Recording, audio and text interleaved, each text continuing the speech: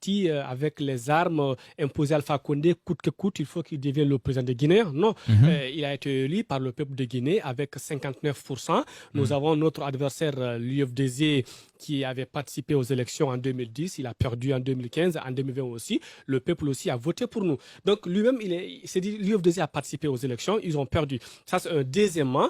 Dire qu'il a quitté le pouvoir, non. Alpha Condé, on a pris le pouvoir du peuple. Ce n'est pas le pouvoir d'Alpha Condé qu'on a pris. Parce qu'Alpha Condé, il ne s'est pas autoproclamé comme président des Guinéens. C'est pourquoi nous disons, il ne faut pas jouer avec les mots, disons les choses comme ils sont. C'est-à-dire, Alpha Condé, ce n'est pas quelqu'un qui s'est autoproclamé président, mais il a été élu avec un programme politique que nous avons défendu dans tout le pays. Alors, nous sommes partis voir, un instant, monsieur le journaliste. On ne va pas se focaliser sur Alpha Condé, on se focalise sur la transition. On est d'accord. Okay. Alors, les 24 mois de transition, le CNRD a montré en tout cas une volonté de limiter la transition en 24 mois. 24 mois. Donc, ce qui équivaut à 2 années de transition.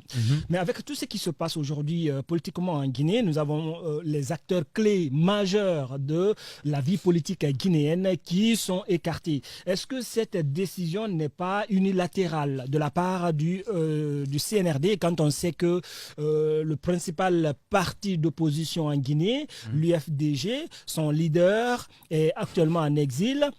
Le troisième parti, l'UFR, également son leader, est hors du pays.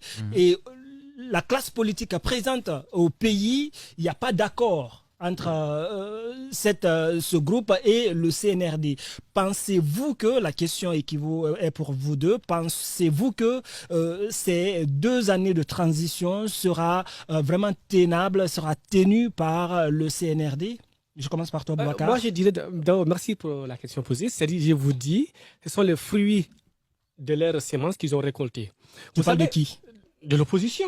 Je parle de l'opposition parce qu'ils ont passé par tous les mois. Je vous dis depuis 2010, devant la face du monde, le président de l'IFDZ, il a dit quoi? Qu'il va passer par tous les moyens pour nous empêcher à diriger le pays. Et quand vous dites devant la face du monde, je vais empêcher quelqu'un à diriger le pays, vous allez passer par tous les moyens. C'est ce qui a amené le coup d'État. Donc si aujourd'hui, eux, ils se retrouvent... Mais ce n'est pas lui qui a préparé. Ils ont contribué, Majesté, ils ont contribué pour que l'armée arrive au pouvoir. Par quel moyen? Par quel moyen? En organisant des manifestations. Mais ça, c'est normal. Oui, c'est normal. C'est autorisé. Ça veut dire que nous étions dans un pays démocratiquement acceptable. Mais il fallait accepter, il fallait accepter la volonté du peuple de Guinée. Le peuple de Guinée nous a choisis devant eux en 2010, en 2015, en 2020. Il fallait accepter encore que le peuple de Guinée n'a pas voté pour eux. Donc vous pensez que ces 24 mois de transition ne sont pas respectés? C'est pas possible. C'est-à-dire leur poursuite ou je ne sais pas où leur exil, ce sont leurs fruits qu'ils ont sémés, ce qu'ils sont en train de récolter. Parce que ils ont obligé l'armée à venir au pouvoir. Donc si l'armée trouve quelque chose aujourd'hui contre eux, ils doivent venir pour répondre. Donc il ne faut pas dire que l'armée est contre eux. C'est pourquoi sur cette partie, je suis d'accord avec le CNRD. Il faut qu'on assainisse l'administration guinéenne. Donc il faut pas nous combattre durant des années. Et aujourd'hui, quand on vous combat, vous dites que non, l'armée est contre